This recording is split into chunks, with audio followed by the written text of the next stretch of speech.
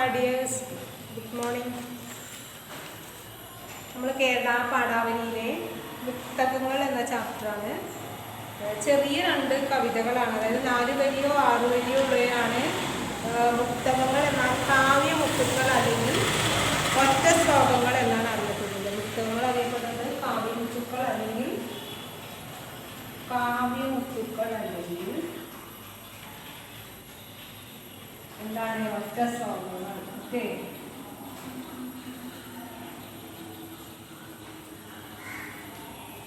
കാവ്യമുത്തുക്കൾ അല്ലെങ്കിൽ ഒറ്റ ശ്ലോകങ്ങൾ എന്നാണ് അറിയപ്പെടുന്നത്. അതായത് 4 വരിയോ 6 വരിയോ 8 വരിയോ ഉണ്ടെങ്കിൽ അതിൽ കുറേ മീനിങ് ഉൾക്കൊള്ളുന്നതെന്ന് പറയുന്നത് ഒറ്റ ശ്ലോകങ്ങൾ എന്ന് പറയുന്നത്. കുറച്ച് കവിതകളെ ഉണ്ടാവുള്ളൂ. അതായത് പച്ചക്കറികൾ നമ്മൾ നട്ട് വളർത്തുന്നതാണ്, പാവല്, പാടവലം, ഇത്യാദിയുള്ള പച്ചക്കറികളൊക്കെ. പക്ഷേ അവയിലുണ്ടാവുന്ന പൂക്കളും പ്രകൃതിയിൽ സ്വയം കറിൻ്റെ ഇടയിലോ അല്ലെങ്കിൽ വേലികളുടെ ഉള്ളിലൊക്കെ ഉണ്ടാവുന്ന പൂച്ചെടിയും രണ്ട് പൂവും ഒരേപോലെ ഭംഗിയുള്ളതാണ്, സൗന്ദര്യമുള്ളതാണ്, നിറമുള്ളതാണ്. കവിഭാവനയിൽ രണ്ടും ഒന്നാണ്. ചിലപ്പോൾ നമ്മളൊന്നും ശ്രദ്ധിക്കാറില്ല, കാരണം പൂച്ചെടിയല്ലേ, നമ്മൾ ഗവനിക്കാറില്ല ആരും, കാരണം വളരെ നിസ്സാരമായി പുച്ഛിച്ച് തള്ളാറുണ്ട് അല്ലേ. അപ്പോൾ നമ്മൾ നട്ടുണ്ടാക്കുന്നതും അവിടെ പ്രകൃതിയിൽ സ്വയം ഉണ്ടാകുന്നതും രണ്ടിനും സൗന്ദര്യമുണ്ട്, രണ്ടും ഈക്വലാണ്, രണ്ടും ഭംഗിയുള്ളതാണ് അല്ലേ, പ്രകൃതിക്ക് ശോഭ നൽകുന്നതാണ്.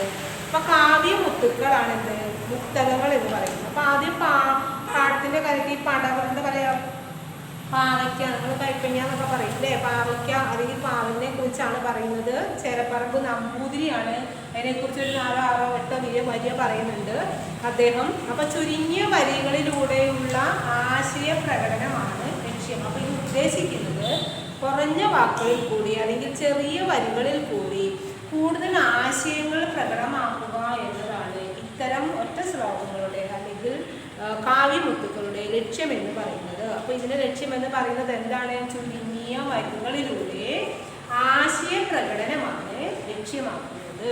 ഓക്കെ, പാടത്തിൻ കരനീലെ നീല നിറമായി വേലിക്കൊരാഘോഷമായി ആടി തുള്ളി ഉലഞ്ഞുലഞ്ഞു സുഹൃതം കൈക്കൊണ്ടു നിൽക്കും വിധവും വാടാതെ വരികന്റെ കൈരധൂര പീയൂഷഡമ്പത്തേയും വേദിച്ചൻപോട് കൈപ്പവരി തരസാകുന്ന കൈപ്പേ.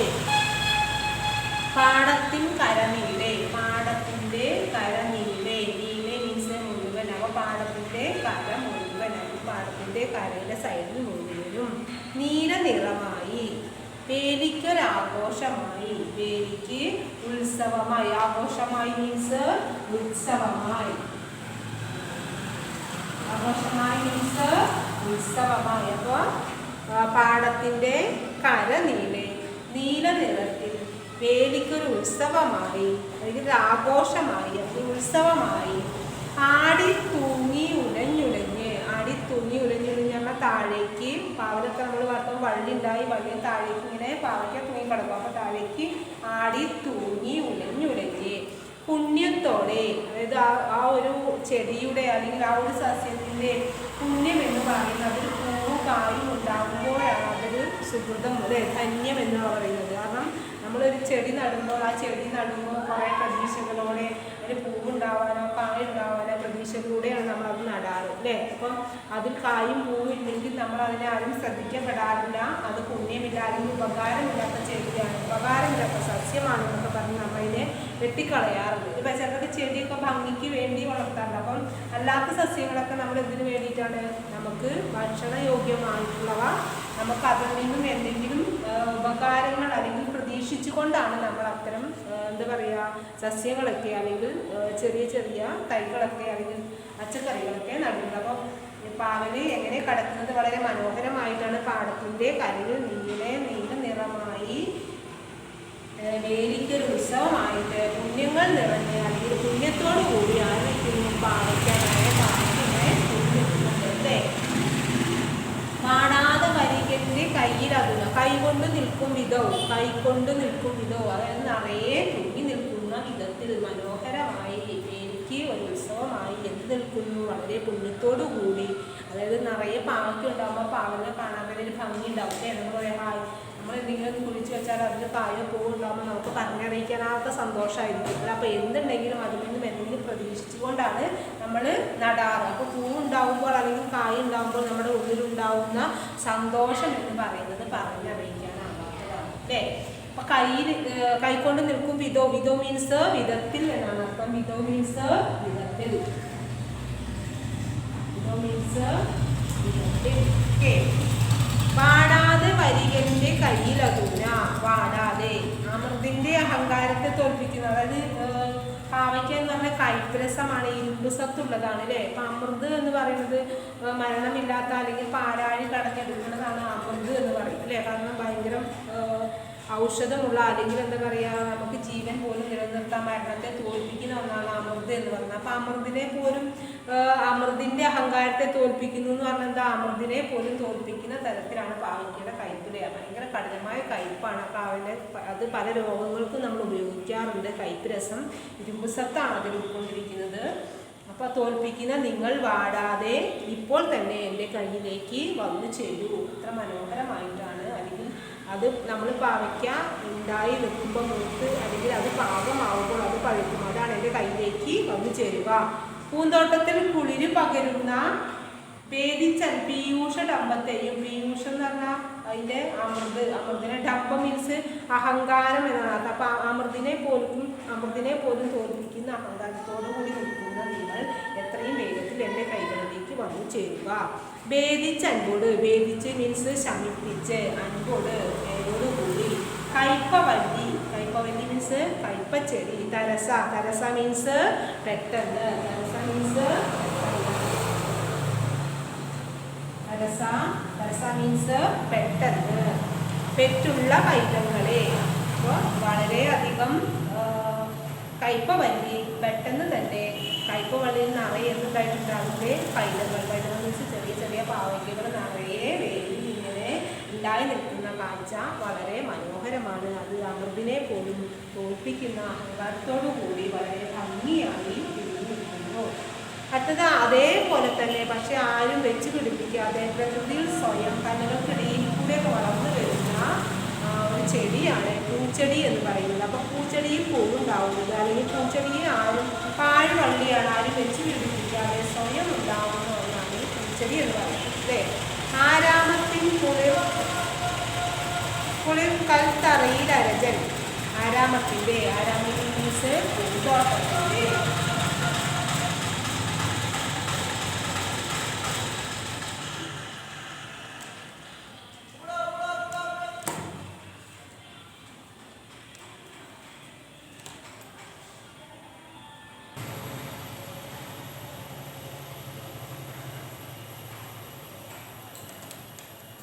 ആരാമത്തിൻ്റെ മീൻസ് പൂന്തോട്ടത്തിൻ്റെ കുളിരുള്ള കൽത്തറയിൽ അരജൻ. അരജൻ മീൻസ് രാജാവ്.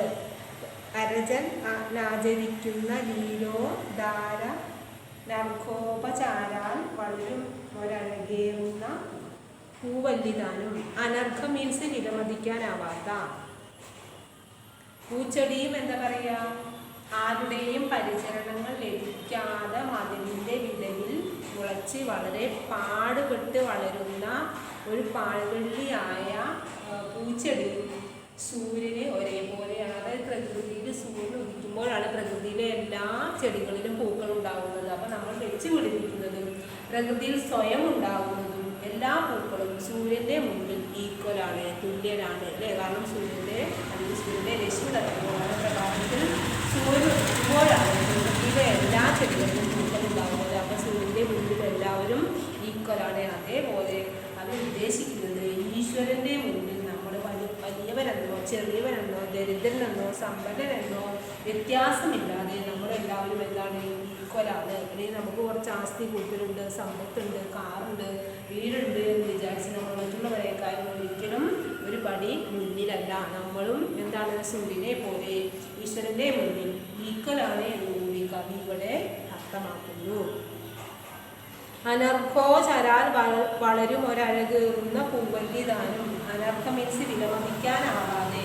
പൂവ് എന്ന് പറയുന്നത് എല്ലാത്തിനും ഏതൊരു ഉത്സവമായാലും ഇനാഗുറേഷൻ ആയാലും എന്തിനായാലും പൂവിൻ്റെ സ്ഥാനം വളരെ ഉയർന്നതാണ്. എവിടെയും പൂക്കൾക്ക് സ്ഥാനമുണ്ട്. അപ്പോൾ വിലമതിക്കാനാവാത്ത വളരുന്ന അഴകേറിയ പൂവല്ലി, അതായത് ഇവിടെ പൂച്ചെടിയും ഒരേപോലെയാണ്. ആരാരും നോക്കിയിടാതെ മതിലിൻ പിടവിൽ മുളച്ചുന്തി എത്തിച്ചു നോക്കാൻ, ആരും നോക്കാതെ മതിലിൻ്റെ വിടവിൽ കൂടി മുളച്ച് എത്തി വലിഞ്ഞു നോക്കാൻ പോരാ പാൽവള്ളി നീയും, ഒരു പാൽവള്ളിയായ നീയും. പുണരും മിനകരൻ, മിനകരൻ മീൻസ് സൂര്യൻ. മിനകരങ്ങൾക്ക് തുല്യോത്സവങ്ങൾ. സൂര്യൻ്റെ മുൻപിൽ നിങ്ങൾ രണ്ടുപേരും ഈക്വലാണ്. ആരൊക്കെയാണ്? പാവിൻ്റെ വള്ളിയും, അതായത് ആരും നട്ട് വളർത്താതെ പൂന്തോട്ടത്തിൻ്റെ മതിൽ കെട്ടിയ ആ കൽമതിലിൻ്റെ ഉള്ളിൽ കൂടി സ്വയം വളർന്ന് പുറത്തേക്ക് എത്തി വലിഞ്ഞ് നോക്കുന്ന പൂച്ചെടിയിൽ ഉണ്ടാകുന്ന പൂവും സൂര്യൻ്റെ മുൻപിൽ ഈക്വലാണ്. അപ്പോൾ പ്രകൃതിയിലെ എല്ലാ വസ്തുക്കളും, എല്ലാ പൂക്കളും സൂര്യൻ ഉദിക്കുമ്പോഴാണ് വിരിയാണ്. സൂര്യൻ്റെ മുൻപിൽ എല്ലാ പൂക്കളും, പ്രകൃതിയിലെ എല്ലാ പൂക്കളും ഈക്വലാണ്. ഒന്നിനും ഒരു പ്രത്യേകതയില്ല. അതേപോലെ ഈശ്വരൻ്റെ മുൻപിൽ നമ്മളും ഈക്വലാണ്. നമുക്ക് സ്ഥാനമാനങ്ങൾക്കൊന്നും യാതൊരു വ്യത്യാസമില്ലാതെ എല്ലാവരും ഈക്വലാണ് എന്നും കൂടി ഇവിടെ സൂചിപ്പിക്കുന്നു. അപ്പോൾ മുക്തകങ്ങൾ മീൻസ് എന്താണ്? മുക്തകങ്ങൾ എന്ന് പറഞ്ഞാൽ കാവ്യമുത്തുക്കൾ അല്ലെങ്കിൽ ഒറ്റ ശ്ലോകങ്ങളെയാണ് മുക്തകങ്ങൾ എന്ന് പറയുന്നത്. ചുരുങ്ങിയ വരികളിലൂടെ ഉള്ള ആശയപ്രകടനമാണ് ലക്ഷ്യമാക്കുന്നത്. അതിനാണ് മുക്തകങ്ങൾ എന്ന് പറയുന്നത്. അപ്പോൾ കുറച്ച് വരികളുണ്ടെങ്കിലും അതിൽ കൂടി, കാരണം ഇവിടെ കവിയുടെ വാക്യാർത്ഥമാണ് പറഞ്ഞത്. ഈ വ്യംഗ്യാർത്ഥം എന്ന് പറയുന്നത് ഈ പ്രകൃതിയിലെ എല്ലാ വസ്തുക്കളും ഈശ്വരൻ്റെ മുന്നിൽ തുല്യരാണ്, അല്ലെങ്കിൽ ഈക്വലാണ്. ഈശ്വരൻ എല്ലാവരെയും ഒരേപോലെയാണ് കാണുന്നത്. അതായത് പാവപ്പെട്ടവരെന്ന പണക്കാരെന്ന വ്യത്യാസമില്ലാതെ ഒരേപോലെയാണ് കാണുന്നത്. അതേപോലെ നമ്മൾ വെച്ച് പിടിപ്പിക്കുന്നതും അല്ലാത്തതുമായ എല്ലാ സസ്യങ്ങളിലും ഉണ്ടാകുന്ന പൂക്കൾ എപ്പോഴാണ് വിരിയാറ്? സൂര്യൻ ഉദിക്കുമ്പോഴാണ് വിരിയാറ്. അപ്പോൾ സൂര്യൻ്റെ മുന്നിൽ, മിനകരൻ മീൻസ് സൂര്യൻ എന്നാണ് ഉദ്ദേശിക്കുന്നത്. അപ്പോൾ സൂര്യൻ്റെ മുന്നിൽ എല്ലാ പൂക്കളും തുല്യമാണ്, അല്ലെങ്കിൽ ഈക്വലാണ്, യാതൊരു വ്യത്യാസവും ഇല്ല. അപ്പോൾ എല്ലാവരും മുന്നിൽ, പ്രകൃതിയിലെ എല്ലാ വസ്തുക്കൾക്കും അതിൻ്റേതായ പ്രാധാന്യമുണ്ട്.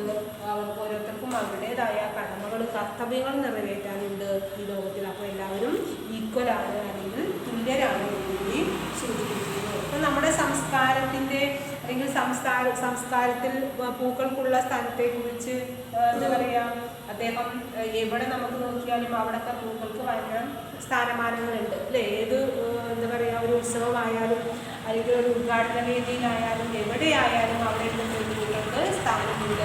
പൂക്കൾക്ക് സ്ഥാനമില്ലാത്ത ഒരു കാര്യം നടക്കും, ഏത് കാര്യമാണെങ്കിൽ അവിടെ പൂക്കൾക്കാണ് ഇമ്പോർട്ടൻസ്, പ്രാധാന്യം കൊടുക്കുന്നത് പൂക്കൾക്കാണ്. പൂക്കളാണ് ഏറ്റവും കൂടുതൽ മനോഹാരിത നൽകുന്നത്, മനസ്സിന് സന്തോഷം നൽകുന്നത്, കവികൾക്കും കലാകാരന്മാർക്കും ആശയങ്ങൾ നൽകുന്നതും വരയ്ക്കാൻ പ്രചോദനമാകുന്നതും മാതൃക നൽകുന്നതും എല്ലാം എന്താണ്? പൂക്കളാണ് അല്ലേ? പൂക്കൾ വളരെ മനോഹരമായ രീതിയിലാണ് അതിൻ്റെ ഓരോ ഇതും, അല്ലെങ്കിൽ ആകൃതിയും അതിൻ്റെ ഭംഗിയും നിറവും എല്ലാം വളരെ മനോഹരമായ രീതിയിലാണ്. അപ്പോൾ ഇത്രയ്ക്കും വലിയ കലാകാരനായ മനുഷ്യൻ്റെ സൃഷ്ടികളാണ് ഈ പ്രപഞ്ചത്തിലെ അല്ലെങ്കിൽ പ്രകൃതിയിലെ ഓരോ പൂക്കളും. അതേപോലെ എത്രത്തോളം മനോഹരമാണോ ഒരു പൂവ്, അല്ലെങ്കിൽ എത്രത്തോളം സുഗന്ധമാണോ ഒരു പൂവിൽ നിന്നും പുറത്തേക്ക് വമിക്കുന്നത്, അതേപോലെ തന്നെയാണ് ആ സുഗന്ധം എന്ന് ഉദ്ദേശിക്കുന്നത് കൊണ്ടാണ് നമ്മുടെ സ്വഭാവമാണ് ഉദ്ദേശിക്കുന്നത്. കാരണം നമ്മൾ കാണാൻ നല്ല ഭംഗിയുണ്ട് എന്നതിലല്ല നമ്മളുടെ ഗുണം സൂചിപ്പിക്കുന്നത്.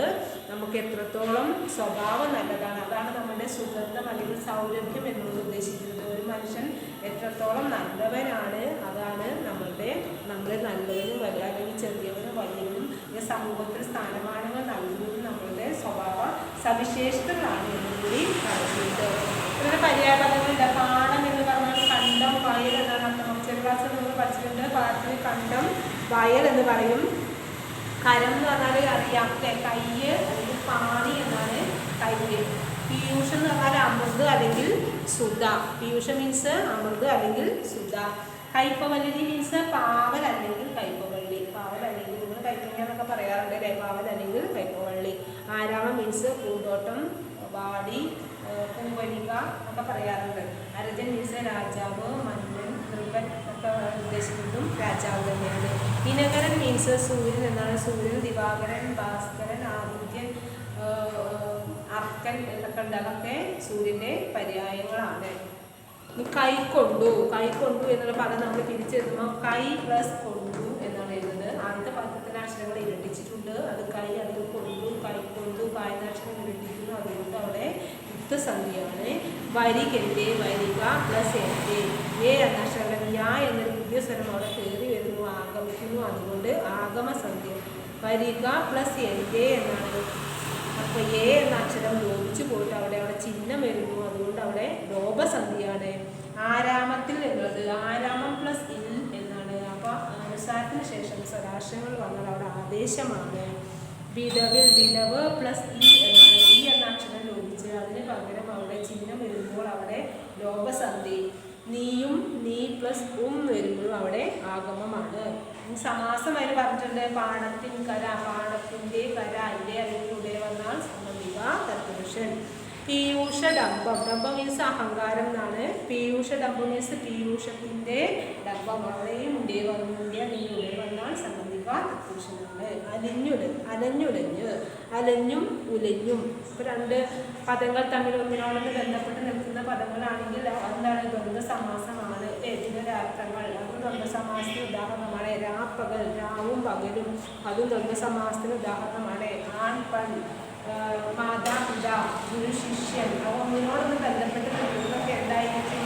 ദ്വന്ദ്വ സമാസമാണ്. ഈ സംഖ്യയെ സൂചിപ്പിക്കുന്നതാണെങ്കിൽ സംഖ്യാസൂചകമാണെങ്കിൽ അത് ദ്വിഗു സമാസമാണ്. 4, 5, 6 അതൊക്കെ അല്ലെങ്കിൽ ത്രിഭുവനം കണ്ടെങ്കിലൊക്കെ സംഖ്യാസൂചകമാണ്. അപ്പോൾ സംഖ്യകളെ സൂചിപ്പിക്കുകയാണെങ്കിൽ അത് ദ്വിഗു സമാസമാണ്. ആവുന്ന വന്നാൽ രൂപകമാണ്. ആയ ഓർ ഞാ വന്നാൽ എന്താണ്? കർമ്മധാരയാണ്. കൂടുതൽ വികസിച്ച് പറയുന്നത് അല്ലെങ്കിൽ കൂടുതൽ എക്സ്പാൻഡ് ചെയ്ത് പറയുന്നത് ആണ്. അല്ല ഇല്ല വന്നാൽ എന്താണ്? സംശയമില്ലാതെ. അപ്പം അല്ല അല്ലെങ്കിൽ ഇല്ല വന്നാൽ ഔവൈഭാവനാണ്. നിർദ്ദേശിക്ക് പ്രത്യേകിച്ച് പ്രത്യയങ്ങൾ ഇല്ല. മദ്യത്തിന് പ്രാധാന്യമുള്ളത് മധ്യമ ലോപിയാണ്. ഇപ്പം സ്വർണ്ണാഭരണം, സ്വർണ്ണം കൊണ്ടുള്ള ആഭരണം, പാളത്തൊപ്പി, പാള കൊണ്ടുള്ള തൊപ്പി, വെള്ളി ആഭരണം, വെള്ളി കൊണ്ടുള്ള ആഭരണം. മദ്യത്തിന് പ്രാധാന്യമുള്ളത് മധ്യമ ലോപിയാണ്. അപ്പോൾ കൊണ്ടുള്ള എന്നുള്ളതൊക്കെ നമുക്ക് വീണ്ടും പഴയ പദം തന്നെ കിട്ടും. അതുകൊണ്ട് മധ്യഭാഗത്തിനാണ് പ്രാധാന്യം. അതുകൊണ്ട് മധ്യമ ലോപിയാണ്. ഉപമിത സമാസം. പൂമേനി, അത് ഉദാഹരണം പറയുകയാണെങ്കിൽ പൂമേനി, പോലുള്ള മേനി ശരീരത്തെ പൂവിനോടനുബന്ധിച്ചിട്ട് അപ്പോൾ ഒരു വസ്തുവിനെ മറ്റു വസ്തുവിനോട് ഉപമിക്കുകയാണെങ്കിൽ അത് ഉപമിത സമാസമാണ്. നെക്സ്റ്റ് വൺ അഭിമാനം പറഞ്ഞു, ഉപമിത.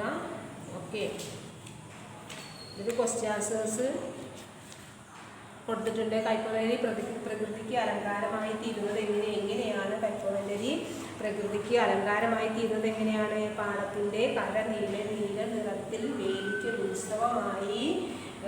ഉത്സവമായി വളരെ പുണ്യത്തോടു കൂടി പാവയ്ക്കകൾ ആടി ഉലഞ്ഞ് നിൽക്കുന്നു. അപ്പോൾ വേലിക്ക് ഉത്സവമായിട്ട് അല്ലെങ്കിൽ ആഘോഷമായിട്ടാണ് കൈപ്പവലരി പ്രകൃതിക്ക് അലങ്കാരമായി തീരുന്നത്.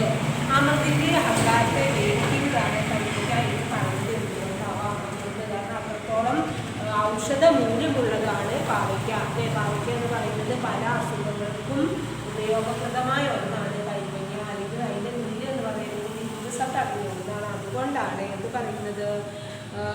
അമൃതിൻ്റെ അഹങ്കാരം. അപ്പോൾ ഈ ലോകത്തിൽ ഏറ്റവും കൂടുതൽ മുൻപന്തിയിൽ നിൽക്കുന്നത് അമൃത് എന്നാണ്. പാലായി കഴിഞ്ഞിരിക്കുന്നതാണ്. അമൃത് കഴിച്ചാൽ മരണമില്ലാതെ ലോകം അവസാനിക്കുന്നവരെ, മരണത്തെ വരെ തോൽപ്പിക്കാൻ കഴിയുന്ന ഒന്നാണ് അമൃത് എന്ന് പറയുന്നത്. അപ്പോൾ അമൃതിനെ പോലും തോൽപ്പിക്കുന്ന അല്ലെങ്കിൽ അമൃതിനേക്കാളും അഹങ്കാരത്തോടെ നിൽക്കുന്ന ഒന്നാണ് കയ്പ എന്ന് പറയുന്നത്, അല്ലെങ്കിൽ കൈപ്പഞ്ഞ എന്ന് പറയുന്നത്, അല്ലെങ്കിൽ പാവയ്ക്ക എന്ന് പറയുന്നത്.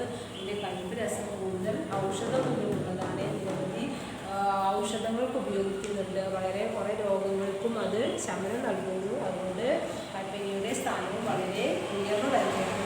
അതുകൊണ്ടാണ് അമൃതിൻ്റെ അഹങ്കാരത്തെ വേദിക്കുന്നതാണ് കൈപ്പയ്ക്ക എന്ന് പറയുന്നത്. ഓക്കെ, പ്രകൃതിയുടെ സമഭാവനയുടെ പ്രകൃതി എന്ന് പറയുന്നത് സമഭാവന, എല്ലാത്തിനും ഈക്വലായി കാണുമ്പോൾ തന്നെ പറഞ്ഞു. ഇതിൻ്റെ സൂര്യൻ്റെ മുമ്പിൽ കയ്പവല്ലരിയും അല്ലെങ്കിൽ കയ്പങ്ങയും പൂച്ചെടിയും ഉണ്ടാവുന്ന പൂവും ഈക്വലാണ്. അപ്പോൾ പ്രകൃതി നമ്മളെ ആ ഒരു പാഠം പഠിപ്പിച്ചു തരാതെ കവിതയിലൂടെ പ്രകൃതി തുല്യതയുടെ ഒരു പാഠം നമുക്ക് പഠിപ്പിച്ചു തരുന്നുണ്ട്. സമഭാവന, എല്ലാവരും സമഭാവനയോടുകൂടി ജീവിക്കുക എന്നുള്ളൊരു പാഠം കൂടി നമുക്ക് നൽകുന്നുണ്ട്. നാരായണ മേനോൻ്റെ മുക്തകം എന്ന കവിത, അല്ലെങ്കിൽ എന്താ പറയുക, ഒറ്റ ശ്ലോകങ്ങൾ നൽകുന്നതിലൂടെ അല്ലെങ്കിൽ കൂടുതൽ ആശയങ്ങളെ ലക്ഷ്യമാക്കുന്നതാണ് പുസ്തകങ്ങൾ എന്ന് പറയുന്നത്. അപ്പോൾ അദ്ദേഹം ഈ കവിതയിലൂടെ നമ്മളോട് ആഹ്വാനം ചെയ്യുന്നത് സമൂഹത്തിൽ സമഭാവനയോടെ ജീവിക്കുന്നതിലൂടെ നമുക്ക് നല്ല മനുഷ്യനായും സമൂഹത്തെ നല്ലൊരു സമൂഹമായി വാർത്തെടുക്കാനും കഴിയും. അല്ലെ, ഒരാൾ ഒറ്റയ്ക്ക് വിചാരിച്ചാൽ നമുക്കൊന്നും ചെയ്യാൻ കഴിയില്ല. പക്ഷേ കുറച്ച് ആൾക്കാർ നമ്മളെപ്പോലെ നമ്മൾ മറ്റുള്ളവരിലേക്ക് നമ്മുടെ നന്മ പകർന്നു കഴിഞ്ഞാൽ അത്തരം ആൾക്കാർ കൂടുമ്പോൾ നമുക്ക് വീടായാലും സമൂഹമായാലും രാഷ്ട്രമായാലും എല്ലാത്തിനെയും നന്നാക്കാൻ പറ്റും. അല്ലേ, അപ്പോൾ ഒരാൾ വിചാരിച്ചാൽ മറ്റൊരാളെ കൂടി നമുക്ക് നന്നാക്കാൻ കഴിയും. അങ്ങനെ ഈ സമൂഹത്തെ നേർവഴിയിലേക്ക് നന്മയിലേക്ക് കൊണ്ടുവരാൻ കഴിയുമെന്ന് ഈ കവിതയിലൂടെ ആഹ്വാനം ചെയ്യുന്നുണ്ട്. അപ്പോൾ നല്ല മനുഷ്യനായി സമൂഹത്തിനും നാടിനും വീടിനും നന്മയുള്ളവരായി ജീവിക്കുകയാണ് വേണ്ടത്. ഇത്തരം നല്ല കാര്യങ്ങളിലൂടെ നമ്മൾ സമൂഹത്തിൽ നന്മയുള്ള മനുഷ്യന്മാരായി ജീവിതത്തെ മൂല്യബോധത്തോടു കൂടി കാണുകയും ജീവിത ലക്ഷ്യത്തിലെത്താൻ കഴിയുകയും നമുക്ക് ചെയ്യുന്നു. പുസ്തകങ്ങൾ പരിചയപ്പെട്ട് ഇതേപോലെ 4 വരി ശ്ലോകങ്ങളാണ് കൂടുതൽ പുസ്തകം എന്ന് പറഞ്ഞാൽ 4 വരി കവിതയായിരിക്കും. പക്ഷേ കുമാരനാശാന്റെ വള്ളത്തോളിൻ്റെയൊക്കെ ഉണ്ട് 4 വരി കവിതകളുണ്ട്. അതിൽ കൂടുതൽ ആശയങ്ങൾ അല്ലെങ്കിൽ അർത്ഥങ്ങൾ വാക്യാർത്ഥവും ഞാൻ പറഞ്ഞ വ്യത്യാസവും ഡയറക്റ്റായിട്ടൊരു മീനിങ് ഇൻഡയറക്റ്റായിട്ടൊരു മീനിങ് അതാണ് വാക്യാർത്ഥം വ്യത്യാസം എന്ന് പറയുന്നത്. അങ്ങനത്തെ കവിതകൾ സംഘടിപ്പിച്ചിട്ട് ക്ലാസ്സിൽ ശ്ലോക സദസ്സാണ് സംഘടിപ്പിക്കാൻ പറയുന്നത്. ശ്രാവ്യോച്ചാരണ സ്ഫുടത മീൻസ് വാക്കുകൾ നല്ല വ്യക്തമായ രീതിയിൽ ഉച്ചരിക്കുന്നതിനെയാണ് ഉച്ചാരണ സ്ഫുടത എന്ന് പറയുന്നത്. അർത്ഥബോധം എന്ന് പറഞ്ഞാൽ ഓരോ വാക്കിലും ഉൾക്കൊള്ളുന്ന അർത്ഥത്തെ ഗ്രഹിച്ചിട്ട് അല്ലെങ്കിൽ നമ്മൾ വായിക്കുമ്പോൾ അതിൻ്റെ അർത്ഥം ഗ്രഹിച്ചിട്ട് വായിക്കുന്നതിനാണ് അർത്ഥഗ്രഹണം എന്ന് പറയുന്നത്. ചിലത് നമ്മൾ വരികൾക്ക് മുകളിലൂടെ വായിച്ചാൽ നമുക്കൊന്നും എന്താ പറയുക മനസ്സിലാവില്ല. വരികൾക്കുള്ളിലൂടെ അല്ലെങ്കിൽ വരികൾ മനസ്സിലാക്കി അക്ഷരങ്ങൾ മനസ്സിലാക്കി വാക്കുകളുടെ അർത്ഥം മനസ്സിലാക്കി വായിക്കുമ്പോഴാണ് നമുക്ക് അർത്ഥബോധം ഉണ്ടാകുന്നത്. ആശയത്തിന് അനുയോജ്യമായ ശബ്ദവിന്യാസം. നമ്മളൊരാൾ സംസാരിക്കുമ്പോൾ നമ്മൾ സ്ട്രെങ്ത് കൊടുക്കുകയാണെങ്കിൽ നമ്മുടെ നല്ല ഉഷാറായിട്ട് സംസാരിക്കുമ്പോഴാണ് കുട്ടികളോടായാലും ചില അമ്മമാർ വളരെ എന്താ പറയുക സോഫ്റ്റായിട്ട് സംസാരിക്കുമ്പോൾ കുട്ടികൾ തീരെ പറഞ്ഞാൽ കേൾക്കില്ല. അല്ലേ, നല്ല സ്ട്രോങ് ആയിട്ട് ഉച്ചയോടുകൂടി സംസാരിക്കുമ്പോഴാണ് വാക്കിന് ജീവനുള്ളപ്പോഴാണ് മറ്റുള്ളവർക്ക് അത് ആജ്ഞയായാലും ഉത്തരവായാലും ശകാരമായാലും എന്തും അതായി തോന്നുകയുള്ളൂ. അപ്പോൾ നമ്മളെ പറയുന്ന വാക്കുകൾക്ക് എന്തുണ്ടാവണം, ആശയത്തിനനുസരിച്ചുള്ള ശബ്ദ വ്യതിയാനം വേണം. അല്ലെ, ഉറച്ച് സംസാരിക്കേണ്ടവർക്ക് ഉറച്ച് സംസാരിക്കുകയും താഴ്ത്തി സംസാരിക്കേണ്ടവർക്ക് താഴ്ത്തി സംസാരിക്കുകയും ചെയ്യുമ്പോഴാണ് അർത്ഥവ്യത്യാസം ഉണ്ടാവുക. അങ്ങനെ അർത്ഥത്തിന് വ്യതിയാനം ഉണ്ടാവുക എന്ന് പറയുന്നത്. ഒഴുക്ക് പറയുന്ന കാര്യങ്ങൾ ഇടതടവില്ലാതെ ഫ്ലുവൻസി ആയിട്ട് സംസാരിക്കുന്നതിനാണ് ഇത് പറയുന്നത് ഒഴുക്ക് എന്ന് പറയുന്നത്. ഇപ്പോൾ ഒരു കാര്യം നമ്മൾ പറയുമ്പോൾ പകുതി വെച്ച് നോക്കിയാൽ മറ്റുള്ളവർക്കൊന്നും മനസ്സിലാവില്ല. അപ്പോൾ നമ്മുടെ മനസ്സിൽ നമ്മൾ എന്താണോ ഉദ്ദേശിച്ചത് അതിൻ്റെ അർത്ഥത്തിൽ അതേപോലെ മറ്റുള്ളവർക്ക് മനസ്സിലാകുന്ന രീതിയിൽ പറയുമ്പോഴാണ് ഈ ഒഴുക്ക് എന്ന് പറയുന്നത്. അല്ലെങ്കിൽ മറ്റുള്ളവർക്ക് വായിക്കാൻ കേൾക്കാൻ മനസ്സിലാകുന്നത് പറയുന്നത്. ഈ പ്രധാന ആശയങ്ങൾ കണ്ടെത്തുന്നതിൽ നമുക്ക് വായിക്കുന്നത് കൊണ്ട് എന്തെല്ലാം മെച്ചങ്ങളാണ് ഉണ്ടാകുന്നത്. പ്രധാന ആശയങ്ങൾ ഒരു ബുക്ക് വായിച്ചാൽ അല്ലെങ്കിൽ ബുക്കിന് ഒരു പേജ് വായിച്ചാൽ തന്നെ അതിൻ്റെ കണ്ടന്റ് പ്രധാന ആശയങ്ങൾ നമ്മളിങ്ങനെ ഹിന്റുകൾ പോയിന്റുകൾ അടയാളപ്പെടുത്തും. അല്ലേ, അപ്പോൾ പ്രധാന ആശയങ്ങൾ നമുക്ക് കണ്ടെത്താൻ സഹായിക്കുന്നു. പ്രബന്ധങ്ങൾ നിരൂപണങ്ങൾ എന്നിവ വായിച്ചിട്ട് വിശകലനം ചെയ്യുക അല്ലെങ്കിൽ അതിനെ വിമർശിക്കുക എന്ന് പറയുന്നത് ഏറ്റവും വലിയൊരു വിമർശകനായിരുന്നു സുകുമാർ അഴീക്കോട് എന്ന കലാകാരൻ. അദ്ദേഹം ആരെയും ഏത് പുസ്തകം വായിച്ചാലും ഏതൊരു വ്യക്തിയായാലും അദ്ദേഹം നന്നായി വിമർശിക്കുമായിരുന്നു. അപ്പോൾ പുസ്തകങ്ങൾക്ക് ഒരു നാണയത്തിൻ്റെ 2 വശങ്ങളുള്ളതുപോലെ നന്മയും തിന്മയും ഉണ്ട്. അല്ലേ, നല്ല വശങ്ങൾ പറയും വിമർശനങ്ങളും പറയാറുണ്ട്. പിന്നെ വായനയിലൂടെ സംശീകരിച്ച അല്ലെങ്കിൽ നമ്മൾ എന്താണോ നേടിയെടുത്തത് അല്ലെങ്കിൽ നമുക്ക് എന്താണോ ഗ്രഹിക്കാൻ കഴിയുന്നത് അത്തരം ആശയങ്ങളും ശൈലികളും പ്രയോഗങ്ങളും നൂതനമായ സന്ദർഭങ്ങൾ നമ്മൾ എന്താണോ പഠിച്ചത് അത് ഉപയോഗിക്കേണ്ട സ്ഥലത്ത് പ്രയോഗിക്കുക, സ്ഥാനത്ത് കയറി പ്രയോഗിക്കാതിരിക്കുക. കാരണം നമ്മൾ ചില കാര്യങ്ങൾ അനവസരത്തിൽ പറയുകയാണെങ്കിൽ അത് അവരോട് ഒരിക്കലും യോജിക്കുകയില്ല. അപ്പോൾ പറയേണ്ട അവസരങ്ങൾ മാത്രം അത്തരം കാര്യങ്ങൾ നമ്മൾ പറയുക. അതാണ് നൂതനമായ സന്ദർഭം, പുതിയ സന്ദർഭങ്ങൾ നമ്മൾ പഠിച്ച വെച്ചിരിക്കുന്ന കാര്യങ്ങൾ പ്രയോഗിക്കുക. അവിടെ അപ്പോൾ നമ്മൾ എന്താ പറയുക വിജയിക്കും. ഇനി വിശകലനം ചെയ്യുമ്പോൾ ഒരു പുസ്തകം വായിച്ചു ആ പുസ്തകത്തെക്കുറിച്ച് നമ്മൾ വിശകലനം ചെയ്യും. നമുക്ക് എന്തൊക്കെ നേടാൻ കഴിഞ്ഞു അല്ലെങ്കിൽ എന്തെല്ലാം ബെനിഫിറ്റ്സ് ആണ് അതിൽ നിന്ന് നമുക്ക് കിട്ടിയത് അല്ലെങ്കിൽ എന്തൊക്കെയാണ് നമുക്ക് നേടിയെടുക്കാൻ കഴിയുന്നത് അതാണ് വിശകലനം ചെയ്യുക. നമ്മൾ അറിഞ്ഞു വെച്ച കാര്യങ്ങളെ കുറിച്ചും വിശകലനം ചെയ്യും. അത് ശരിയാണോ തെറ്റാണോ എന്നതിനെക്കുറിച്ച് അന്വേഷിച്ച് കണ്ടെത്തുന്നതാണ് വിശകലനം. പ്രസക്തമായ ആശയങ്ങൾ കണ്ടെത്തുന്നതിന് പ്രയോഗങ്ങൾ ശൈലികൾ എന്നിവയുടെ ഔചിത്യവും ഭംഗിയും വിശകലനം ചെയ്യുന്നതിൽ സ്വാഭാവിക സ്വന്തം അഭിപ്രായം യുക്തിയോടുകൂടി അവതരണത്തിനിടയിൽ ഭാഷ. നമുക്ക് ഏത് ഭാഷയാണോ നമ്മൾ സംസാരത്തിൽ ഉപയോഗിക്കുന്നത് അല്ലെങ്കിൽ അവതരിപ്പിക്കാൻ ഏത് ഭാഷയാണോ മറ്റുള്ളവർക്ക് മനസ്സിലാവുന്ന ഭാഷ നമ്മൾ എന്ത് ചെയ്യണം? സ്വന്തം അഭിപ്രായത്തോടു കൂടി വളരെ യുക്തിയോടു കൂടി അത് ഭാഷ പ്രയോഗിക്കുക. സവിശേഷമായ പ്രയോഗം അല്ലെങ്കിൽ ശൈലി ഉപയോഗിക്കുന്നതിന് മറ്റുള്ളവർക്ക് കേൾക്കുന്നവർക്ക് കൂടി മനസ്സിലാവുന്ന ലളിതമായ ഭാഷയോ ശൈലിയോ ആയിരിക്കും നമ്മൾ ഉപയോഗിക്കേണ്ടത്. പിന്നെ ആശയം വളരെ നീട്ടി വലിച്ച് വലുതാക്കി ബൃഹത്താക്കി പറയാതെ എത്രയും ഷോർട്ടാക്കി ചുരുക്കി സംഗ്രഹിച്ച് പറയുമ്പോഴാണ് കേൾക്കാനും. ഒരു കാര്യം എന്തെങ്കിലും ഒരാൾ പറയുകയാണെങ്കിൽ നമ്മളിങ്ങനെ വളഞ്ഞ് മുക്കി പിടിക്കുക എന്ന് പറയാറുണ്ട് മലയാളത്തിൽ പഴഞ്ചൊല്ലേ. അപ്പം നേരെ പെട്ടെന്ന് ചെറിയൊരു കാര്യമാണെങ്കിൽ അത് വളച്ചൊടിച്ച് പറയുന്നതിനാണ് അങ്ങനെ പ്രയോഗിക്കാറ്. അപ്പം അത്തരം അവസരങ്ങൾ നമ്മളെങ്ങനെ ഒരു പുസ്തകം വായിച്ചാൽ അതിന് എന്തൊക്കെ ഗ്രഹിക്കണം അല്ലെങ്കിൽ നമ്മൾ എങ്ങനെയാണ് സമൂഹത്തിൽ പെരുമാറുന്നത് ഒട്ടേറെ കാര്യങ്ങളാണ് കവി പാട്ടിലൂടെ പറഞ്ഞു തരുന്നത്. നാലപ്പാട്ട് നാരായണ മേനോനെക്കുറിച്ച് പൊന്നാനിക്കടുത്തുള്ള വന്നേരി നാലപ്പാട്ട് തറവാട്ടിലാണ് അദ്ദേഹം ജനിച്ചത്. കവി വിവർത്തകൻ മീൻസ് പുസ്തകങ്ങൾ മറ്റൊരു ഭാഷയിലേക്ക് പരിഭാഷപ്പെടുത്തുന്ന ആളാണ് വിവർത്തകൻ എന്ന് പറയുന്നത്. നിലവിൽ അദ്ദേഹം വളരെ പ്രശസ്തനായിരുന്നു. കണ്ണീർ തുള്ളി അതൊരു വിലാപ കാവ്യമാണ്. പാവങ്ങൾ എന്ന് പറയുന്ന അദ്ദേഹം ഒരു പുസ്തകം വിവർത്തനം ചെയ്ത വേറെ ഭാഷയിൽ നിന്ന് അദ്ദേഹം വിവർത്തനം ചെയ്താണ് പാവങ്ങൾ എന്നുള്ള പുസ്തകം. പിന്നെ രതി സാമ്രാജ്യം, ചക്രവാളം, ആശജ്ഞാനം, സുലോചന തുടങ്ങിയവയാണ് അദ്ദേഹത്തിൻ്റെ പ്രധാന കൃതികൾ.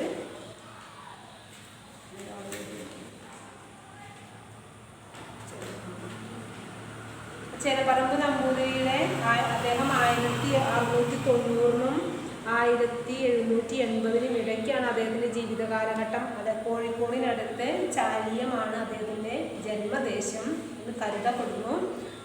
മുക്തക രചയിതാക്കളിൽ പ്രമുഖനാണ് ആര്? ചെരപറമ്പ് നമ്പൂതിരി. അതായത് 6 or 8 വരികളടങ്ങുന്ന ചെറു കവിതകൾ രചിക്കുന്നതിൽ വളരെ പ്രമുഖനാണ് അല്ലെങ്കിൽ പ്രശസ്തനായിരുന്നു ആര്? ചെരപറമ്പ് നമ്പൂതിരി. പാട്ടുണ്ണി ചരിതം അദ്ദേഹത്തിൻ്റെ മറ്റൊരു കൃതിയാണ്. ഇവിടെ അദ്ദേഹം ചെറിയൊരു പുസ്തകം എഴുതിയിട്ടുണ്ട്. ഓക്കെ, ടെക്സ്റ്റിനൊക്കെ എല്ലാവരും നന്നായി വായിക്കുക. ഓക്കെ, അടുത്ത വീഡിയോ കാണാം. Thank you.